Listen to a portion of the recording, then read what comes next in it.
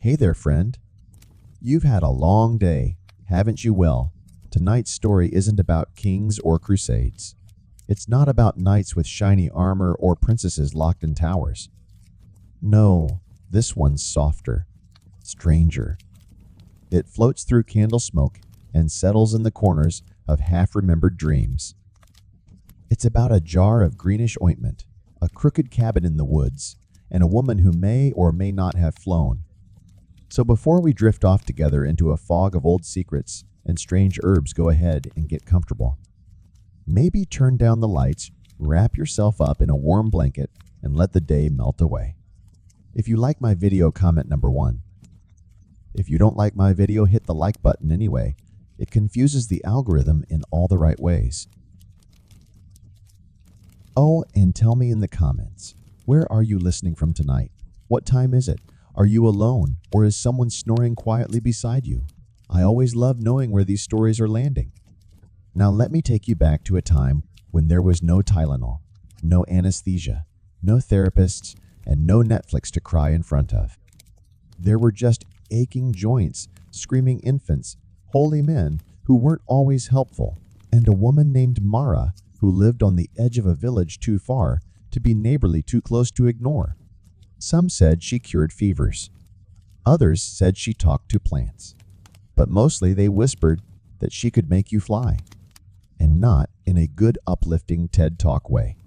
No more like floating naked in the forest while talking to the devil's catering staff kind of fly. You're going to hear things tonight about herbs and dreams, and maybe even a talking goose. But I promise by the end you'll see it was all quite logical in a medieval sort of way. Now hush. Let the crickets outside your window take over for a while. Silas Whitmore has a story to tell. You wouldn't notice her at first, not unless you looked past the twisted yew trees beyond the mossy fence and deep into the quiet end of the village where nobody really wanted to build anything. That's where she lived. Alone, but not lonely. Her name was Mara, or so the villagers called her. Nobody ever asked what her real name was, and she never offered one. Just Mara. Like a sound the wind makes when it gets bored. You might seen her from a distance once, maybe hunched over a basket of herbs near the stream, or lighting her chimney at dawn. She had the sort of presence that made dogs tilt their heads and children pull closer to their mothers. Not because she was ugly, she wasn't, but because she didn't quite fit. She looked like she had walked straight out of an older story and hadn't bothered changing clothes. In the village, people spoke of her in whispers, never quite deciding if she was a gift from God or a leftover from something the forest spat out. Some said she cured colic. Others said she could stop bleeding with a glance. A few swore she turned Farmer Elric's gout into a singing wart that kept him up all night humming Latin psalms. But despite all the rumors, some cruel, some curious one thing remained true when sickness came, when the babies wouldn't stop screaming, when teeth ached or dreams grew too dark to sleep through. People walked the crooked path to her door, always at night, always alone, as if being seen with her would mark them somehow, like her knowledge was contagious. Her cottage was nothing grand. Wattle and daub. Thatch roof. A wooden door, so warped by weather, it made a noise like a dying duck every time it opened. But inside, it smelled like rosemary and old paper-like secrets sealed in wax. Bundles of dried herbs dangled from every rafter, turning slowly in the draft. And in the corner under a faded shawl, a gray cat watched everything with the same expression you'd expect from a retired librarian who knows your sins. Mara didn't greet you with warmth or tea. She didn't coddle or ask about your day. She simply looked at you like a tree reads wind and then reached for a jar. Maybe it was green, maybe blue, maybe it pulsed a little. You'd sit. You'd mutter something about headaches or heartaches, and she'd listen with the stillness of someone who's heard every type of pain and stopped judging a long time ago. And just before she handed you the remedy, she'd say something strange, like "Don't take this when the moon's too round," or "If your dreams smell like oranges, come back." You'd nod. You wouldn't understand. But somehow you'd walk away lighter. Maybe not healed, but different. The village never thanked her. Not openly, but they didn't burn her either. Not yet. You never got to see all of it. Not really. Mara didn't show off her shelves like a merchant laying out ribbons. But if you were quiet, if you didn't ask too many questions, your eyes might catch glimpses as she moved about. There were rows of ceramic jars, each with its own strange label, some scratched in Latin, others marked by tiny symbols, a feather, a raindrop, a half moon drawn like it had sneezed. Dried bundles hung in the corners like upside-down bouquets of bad decisions. A green bottle with something floating inside. A leather pouch stitched closed with red thread. A box carved with wolves chasing their own tails. But the most unsettling thing wasn't the objects. It was how carefully everything was arranged. Not like a madwoman's chaos. No, this was a system. A private logic. You got the feeling that if someone bumped the wrong jar, something in the world would unravel just a little. One shelf was dedicated entirely to roots. Not the small, harmless-looking kind. These were thick, gnarled things that looked more like limbs than plants. The mandrake sat in a jar of dark wine, curled like a sleeping child with too many elbows. Its pale flesh, almost human, its mouth permanently open, like it had just started screaming and never got to finish. Legend said the scream could kill you. Mara said, it's not the scream that's dangerous, it's what it remembers. Then there was henbane stored in a cracked jar painted with eyes. A bitter plant dry and brown, it looked harmless until it wasn't. Just a pinch could calm a fever. 2 pinches could convince you the moon was trying to sell you property in your soup.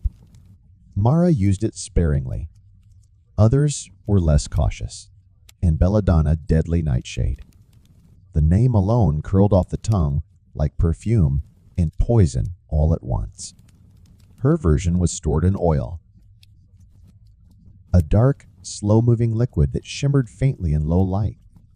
Beautiful and dangerous, which of course is what made it useful. Sometimes, if you were especially observant, you might notice a narrow drawer beneath her work table, locked of course. But the wood had been stained from the inside out, like whatever it held had been trying to get out for years. You never asked about that drawer. No one did. Mara kept a little book too. Pages made of rag parchment ink smudged by use. Not quite a grimoire, not quite a recipe book. More like a conversation. Each page was filled with notes, observations, corrections. Mandrake root lost potency after first frost. Belladonna and goat's fat unstable. Causes dreams involving teeth. Henbane dose for infants, half unless child already speaks in tongues. You had to wonder where she learned it all. There was no university for this. No tidy lecture hall where one could raise their hand and ask, "Excuse me, how many petals of poison before I forget my name?" But not my manners. This knowledge had been stitched together from trial and error old women's warnings, forest whispers, and things the priests would never write down. Once a mother came to her door with a baby wrapped in panic, burning with fever limbs too still. Mara didn't ask questions. She crushed a bit of mandrake root in a wine-soaked cloth and placed it gently against the child's lips. The baby whimpered once, then slept. The next day, the mother swore angels had hovered above her roof all night. Mara didn't argue. She just returned to her shelf and made a note in her book. Child responded quickly. Avoid second dose. If you stood by her cottage long enough hidden, of course you'd notice the rhythm of it all. They never came during daylight. Never in pairs. Always in hush. always pretending they were just passing by with empty baskets that somehow got full on the way home. There was the farmer with toothache face, swollen pride more so. He brought 2 eggs and a piece of salted pork, left with a small jar and instructions not to drink ale while chewing on bones. He didn't listen. Then came the weaver's wife, whose hips ached from threads and sins. Her words, not Mara's. She took a balm thick and herbal to rub at night while whispering psalms or curses, whichever worked better that week. A merchant brought a bottle of red wine. Asked for something to help with headaches. When pressed, he admitted the headache wore heels and smelled like rosewater. Mara gave him a tea, told him it wouldn't fix love, but it might fix sleep. The requests varied. Remedies for pain, sleep, shame, unspoken things. Some asked for help with memory, others for the opposite. A few women came with their hands over their stomachs, eyes darting. They never said what they wanted. Mara didn't ask. She simply handed them a cloth-wrapped root and said, "Boil gently. Drink before the moon moves." In a time when most cures involved leeches or prayers or bleeding you out until your demons got bored, Mara's methods were considered radical. Not because they worked, but because she didn't ask for permission first. She had no bishop's seal, no father's blessing, just knowledge. Inherited, scavenged, half-tested, often doubted, and yet effective. People gossiped, of course. She puts bones in the tea. She whispers to it before it boils. She once gave a man a leaf, and he stopped hating his wife. The last one admittedly had more to do with the man running away with a potter's apprentice the same week, but still. Children dared each other to knock on her door and run. One girl did. Mara opened the door so fast it looked like she'd been waiting. The girl screamed and fled. A week later, she returned with a sprained ankle and a half-broken daisy chain. Mara helped her wrap it. No lecture, no price. You start to see a pattern fear and need often hold hands. And where they meet, people do strange things. So they came. For tinctures, for poultices, for hope disguised as soup. And every time they did, Mara opened the door without surprise, as if she'd already dreamed them knocking. You remember him, don't you, the blacksmith? Thick arms, louder voice, always smelled faintly of smoke and onions. His name was Brahm. Solid fellow. Good at horseshoes, terrible at subtlety. He came to Mara one night, complaining of head pain and too many thoughts. That's how he phrased it. Too many thoughts. Like his brain had become a beehive, and every buzzing idea had developed strong opinions. He hadn't slept in 2 nights. His wife said he was muttering in Latin. He didn't know Latin. Mara didn't flinch. She listened, nodded once, and gave him something wrapped in waxcloth henbane root. Half of this, she told him. No more. Chew slowly. Sit down. Stay near a window in case this guy says something. He thanked her with a coin and a grunt, then left like a man convinced he had just purchased silence in solid form. The next morning, Brahm was found shirtless in his front yard, chewing on tree bark and headbutting the chicken coop. He had, by all accounts, eaten the entire root. When questioned by his wife, by neighbors, by a passing shepherd, he insisted he was a goat. Not metaphorically. Not spiritually. Fully. He bleated at passersby and attempted to climb a thatched roof. Someone tried to stop him, and he reared up on 2 legs and butted them square in the chest. The man was bruised. Brahm was delighted. The news, of course, reached the church first. It always did. Some said it was demonic possession. Others suggested cursed herbs witchcraft or a full moon. The priest began writing a sermon titled "The Beast Within." No one noticed that Brahm 2 days later returned to normal. Mostly, He still eyed hedges suspiciously and avoided cheese. When asked what he remembered, he said it was a very loud dream, full of Belle's fur and an overwhelming desire to chew socks. Mara didn't comment. She simply crossed something out in her book and wrote henbane. Do not trust Brahm with dosage. To the villagers, the incident became a sort of legend. The children called him Goatman after that. He hated it. But secretly, some nights he would sit behind the smithy and chew grass just in case. You never know, he'd mutter. You never know when the goat wants another go. And so began the murmurs. Not just about Brahm, but about Mara. That root didn't just dull pain, it changed a man. That woman's herbs didn't heal. They transformed. The village didn't say it out loud yet. But in the cracks between conversations, in the pause before a name was said there, it was suspicion. Because it's one thing to fix a fever, it's another to make a man think he's hooved. You probably wouldn't have noticed when the church started watching her. It wasn't loud. The church rarely is until it is. It began with glances, then visits. Not to her door, mind you. No, that would have been too direct. Instead, the young deacon started lingering near the path to her cottage, asking unrelated questions to unrelated people.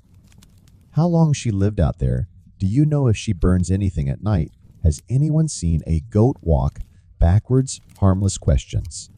Almost laughable. Except they weren't. It escalated slowly. A note appeared nailed to the chapel door, unsigned, as all good troublemakers prefer. It warned of foreign magics and unlicensed midwifery. That last one made the baker's wife snort so hard she dropped a loaf. But still it was there, for all to see. Then came the Sunday sermon. You'd been nodding off through the usual bits, fire, brimstone, eternal soup made of sin, and then the priest said something different.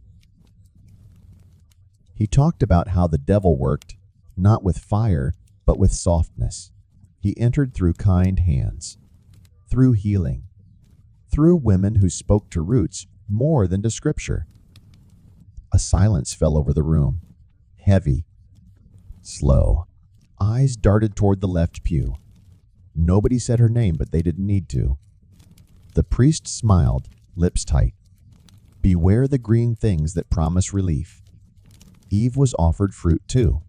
No one laughed. Not even the shepherd's boy, who usually found a way to giggle at the word fruit.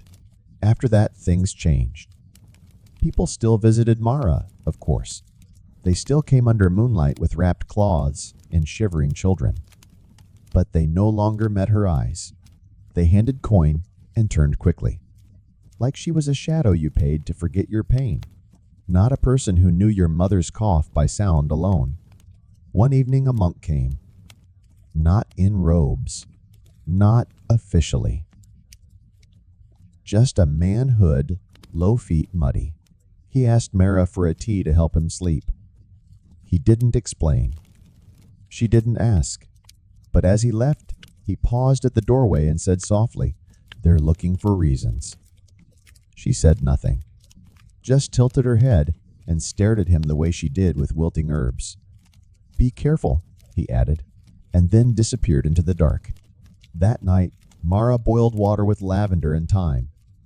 She didn't drink it. Just let the steam rise, curl around her shelves, settle in her pages. The air smelled like secret softening. Outside, a dog howled once, then silence. The church hadn't accused her. Not yet, but it had started to imagine how it might. It was never called flying ointment by Mara. That name came later, long after the whispering, long after the trouble. To her, it was just the balm. A salve made of things that grew near rivers, under moons behind fences no one visited. Things no proper apothecary would ever admit to touching. The base was pig fat, rendered down smooth, pale, unassuming.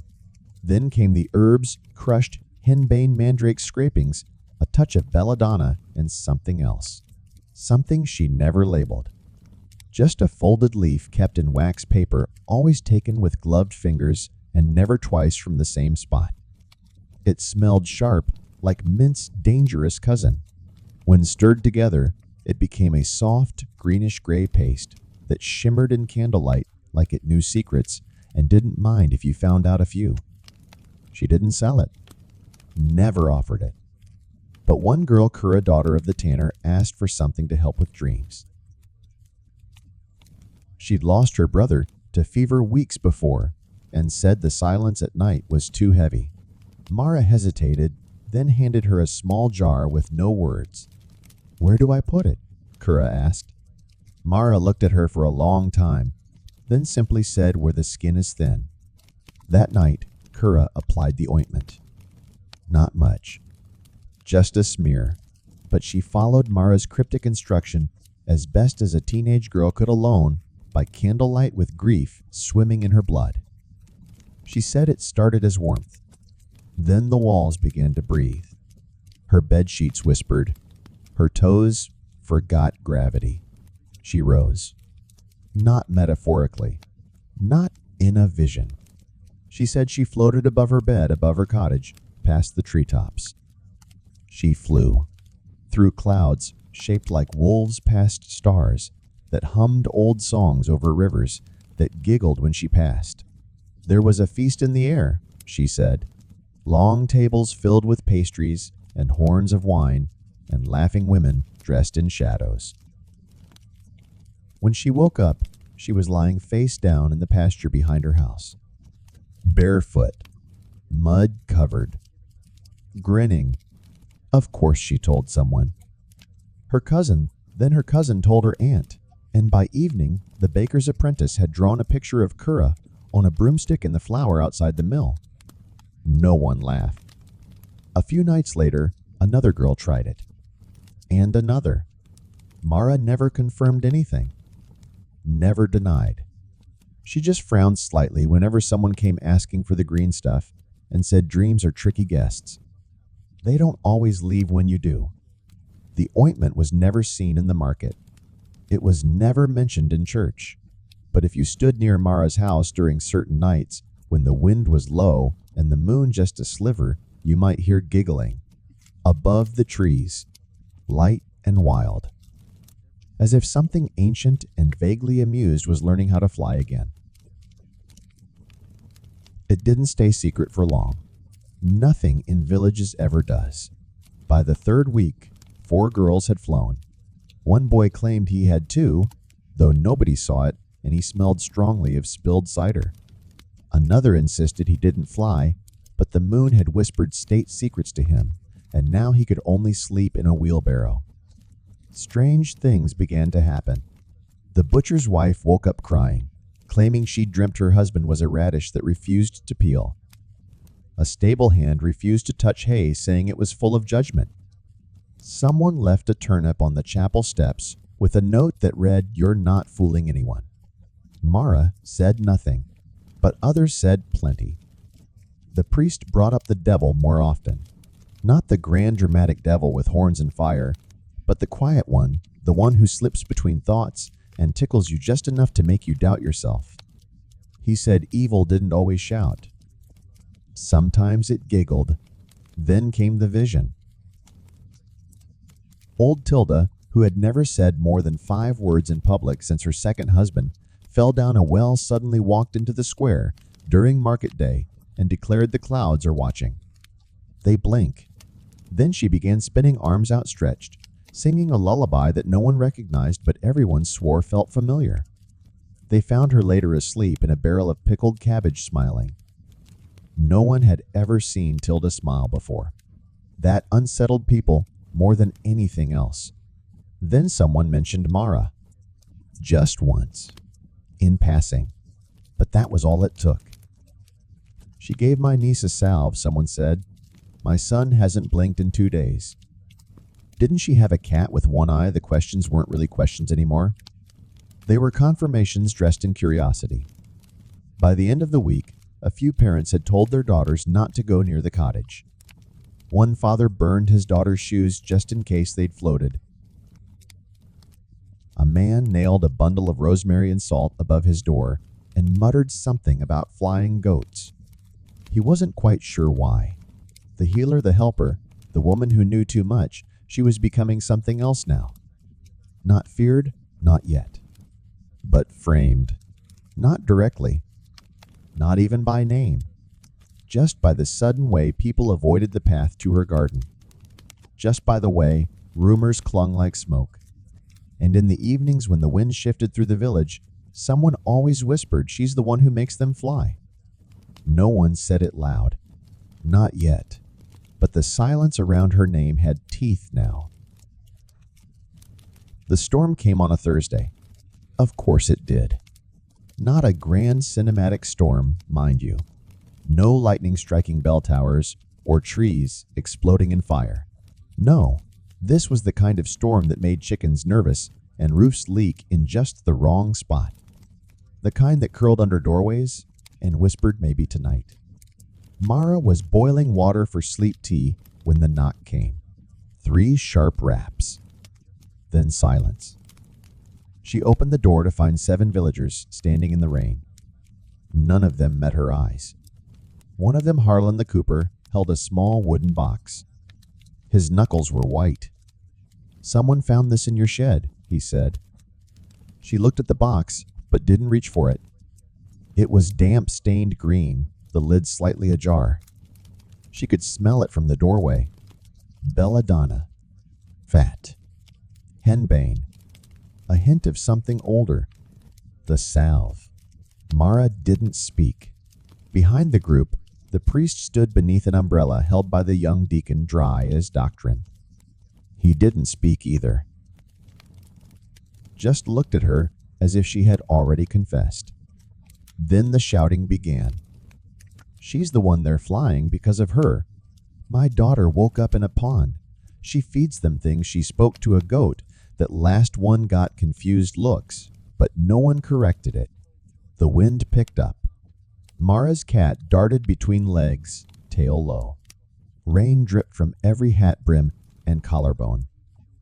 Thunder murmured like an old man remembering something bitter. Mara stepped forward, barefoot on the wet step. She didn't deny. She didn't cry. She simply looked at each face slowly, as if memorizing the shapes of their fear. She said, "I told them not to take too much." Someone threw mud at her feet. The priest finally stepped closer. "Do you deny encouraging unnatural visions?" Mara blinked. "You mean dreams, he said tightly, "should come from God." "And nightmares," he didn't answer. A woman in the back sobbed. Another crossed herself. Someone whispered, "It's the ointment." She calls it balm, but it's witchcraft. They didn't seize her. Not yet. Just stood there, dripping, waiting for something in order, a sign, a crack of divine thunder that never came. Instead, a voice from the crowd muttered, "I took it too, and I saw my mother." She was young again. She laughed. No one acknowledged it. Instead, Harlan closed the box. The priest turned. The group dispersed like fog, slow, ashamed, unsatisfied. Mara went back inside. She poured out the tea, sat down, listened to the storm like it might confess something too. She didn't sleep. That night, no one flew. But in the village below, fear had grown wings. They didn't call it a trial. No one used that word. That would made it official, legal, dangerous Roman. Instead, they called it a hearing, as if the village had grown a pair of ears overnight and simply wanted to listen. It was held in the town square. Not the church, not the chapel. That would have been too merciful. They placed a chair in the middle of the cobblestones, right between the well and the fish stall, so Mara would have to smell damp rope and dying trout while being questioned. She sat down without being told. No shackles. No guards. Just eyes. So many eyes. The priest stood with his hands folded, flanked by 2 elders who wore their good hats. which was always a bad sign. The crowd pressed close, not quite a mob, but certainly not a poetry club. The questions came quickly. Do you admit to distributing ointments without the bishop's seal? Did you give the girls permission to fly? Have you ever used pig fat to speak to the dead to her credit? Mara did not laugh. She answered only once. I gave them something to sleep. The rest she ignored. Then came the witnesses.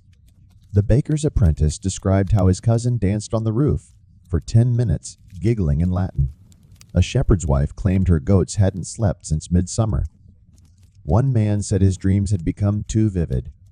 When pressed, he admitted the dreams involved flying ducks and a turnip that judged him silently from the corner of the room. Mara said nothing. Then an old woman stood up. She wasn't on the list. There was no list. But she stepped forward anyway, leaning on a stick and clearing her throat like a rooster trying to remember a song. My daughter was dying, she said, and none of you could help. None of you came. She pointed at the priest, the elders, the baker, the lot of them. But she did. And now my daughter lives. And her baby, too. A long silence followed. Then the priest cleared his throat. That may be, but we must ask at what cost. Mara looked up finally. Her voice was steady. The cost was mine. You just didn't see the receipt. They debated for hours. Not openly. Just in murmurs and glances, in the shift of weight from foot to foot. By dusk, the chair was empty. Mara had not fled. She had simply been forgotten while they argued. When they remembered, she was still there, waiting. They didn't burn her, but they didn't bless her either. They just told her gently not to make any more salves. And she said they make themselves. He arrived on horseback dust, coated and quiet. No trumpets, no banners. Just the creak of saddle leather and the steady clop of hooves on stone. A few heads turned when he passed the market square. Fewer still recognized him. He looked like someone important, but not enough to be bowed to. Just enough to be noticed. His name was never spoken aloud. Not then. Not yet. But the priest noticed. And so did the elders. You could see it in the way their posture stiffened, the way the baker's wife dropped her ladle mid-soup. He asked to speak with the healer. Some thought it was a trap. Others thought he'd come to accuse her himself. Perhaps his daughter had flown, or his dreams were now too strange. But when he entered her cottage, he removed his gloves. Slowly, like someone returning to a place they'd once bled. Mara looked up from her chair. She didn't rise, just tilted her head. You remember me? He asked. I remember the fever, she said. He nodded. You sat beside me. I was shaking so hard my teeth cracked. You kept apologizing to a candlestick, she said. He smiled. I remember. I thought it was my commander. The silence between them was soft, familiar. Then he held up a vial. Glass stoppered with wax. Inside was a bit of dried root suspended in honey-colored oil. This saved me, he said. He turned to the crowd outside. They had gathered, of course. They always do. This woman gave me life when I had no more of it. I left 3 surgeons behind in a tent. They said I would die by morning. She said I might not if I could hold still. He paused. I held still. A few people laughed nervously. I don't know what's in her jars, he continued, but I know what's not. Malice. Trickery. Cruelty. He looked at the priest. You preach about salvation. I walked into it coughing up blood and found it at her hearth. Then quieter, she didn't ask who I was, or what flag I rode under. Just asked if I could swallow. There was no applause. This wasn't a play, but something changed. The murmurs thinned. The judgment shifted slightly, like mud sliding just enough to reveal stone beneath. The crowd didn't cheer. They simply softened. The man left the vial on her table. "If you're ever accused again," he said, "tell them I flew too." He mounted his horse and rode away without waiting for thanks. Mara stared at the vial for a long time. Then she picked it up gently and returned it to her shelf, between henbane and thyme. She left on a morning that smelled like wet leaves and unfinished prayers. No crowds gathered. No one shouted. No one begged her to stay. The village simply noticed, quietly, the same way you notice a toothache is gone, not with relief exactly, but with the strange emptiness it leaves behind. She didn't pack much. A satchel of herbs, a kettle, her notebook. The cat, of course, riding on her shoulder like a judgmental scarf. Someone claimed they saw her pause at the well, just for a breath, just long enough to remember who she had helped and who had spit at her feet. Then she turned and walked the road out of town, the one that curved past the orchard and disappeared into trees. No goodbyes, not even to the sky. People spoke in hushed tones that day. "She's gone. Did she take the no? The shelves are still full." Indeed they were. The inside of her cottage remained untouched. Jars still labeled, bundles still drying, the drawer still locked. Only the smell had changed. Less time, more. Departure. Some villagers crept in, just to look, just to see. One child swore the cat stared at him, and he ran for 3 fields straight. The baker's wife took a jar labeled for pain. She never admitted it, but the limp in her knee softened after that. The priest refused to comment. He said God would sort it. The deacon, however, stood by the empty doorstep for a long while. Then he muttered, "She didn't even curse us." And someone replied, "Maybe that's the curse." That week, the village felt different. The wind whispered more, and the bread didn't rise quite right. A few girls claimed to dream of Mara, not in terror, but in comfort. She'd appear in the doorway, or by a river humming tunelessly and stirring something in a pot. "She seemed tired," one said. "She told me to wear socks when it rains," said another. Then came the rumors. She had gone to the mountains. She had married a crow. She had turned into mist and lived in a teacup. But none of those were true. Mara had simply walked away. Not a witch. Just tired. Seasons passed, as they do. Spring returned first, shy and soggy. Then summer, loud with bees and children who pretended not to look toward the edge of the woods. Mara's cottage stood still, leaning slightly like it was listening to something underground. The herbs kept growing. No one tended them, but they grew anyway. Time pushed through cracks in the stone. Lavender bloomed in the windowsill box, its purple heads nodding like old women, agreeing with each other. Even the belladonna, once so carefully contained, spread a little. Not maliciously, just freely. No one dared to harvest them. Not openly, but sometimes a jar would go missing from the shelf.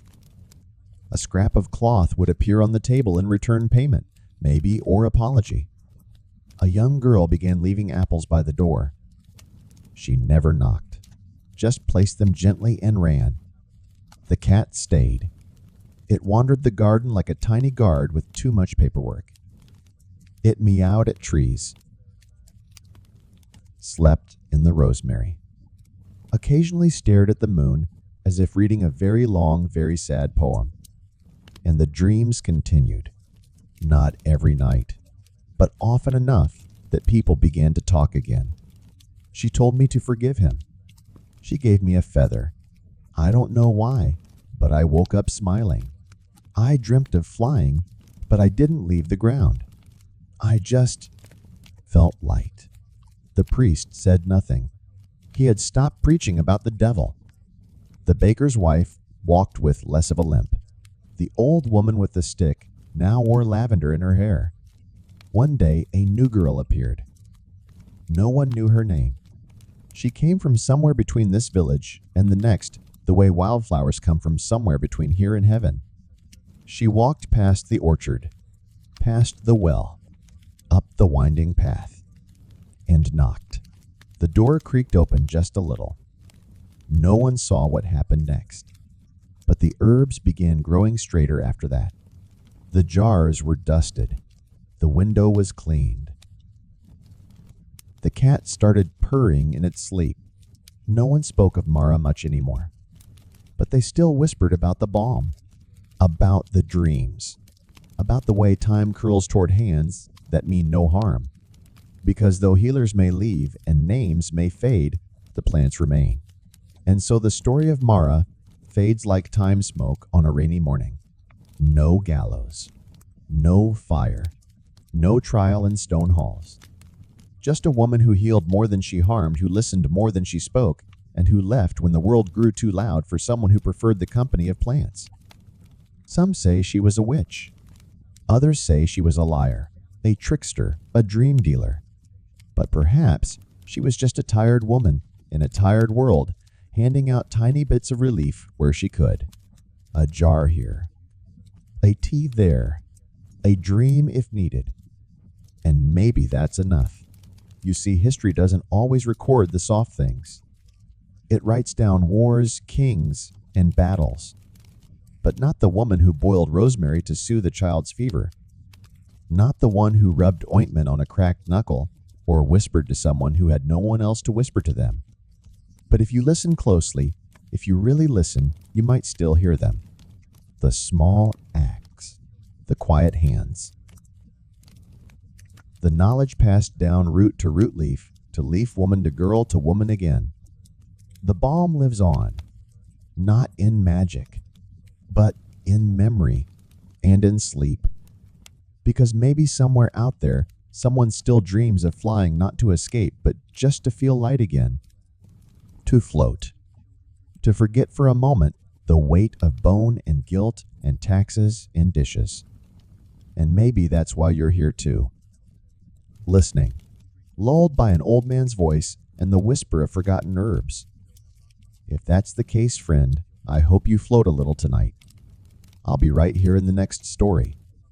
This has been Silas Whitmore, and you've been listening to Relaxing History. Now close your eyes. Let the time curl around your thoughts and rest.